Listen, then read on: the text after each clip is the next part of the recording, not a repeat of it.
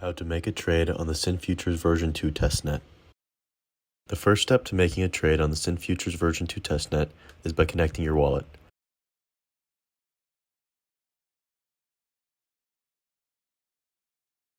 Make sure that you have the Kovan testnet selected, and you can now proceed to selecting a trading pair. You will now see the trading menu. You can make a trade by entering your trade size in terms of the selected asset. You can either choose buy or sell, and then select the amount of leverage you would like to use. You are able to use more than 5x leverage by pressing on the sliders to the right of the Leverage After Trade tab.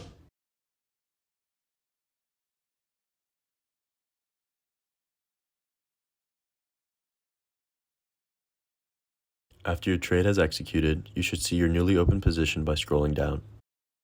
This will be where you are able to view all of the important information regarding your open positions. You can now close the same position that you just opened by pressing the Close button directly next to current position.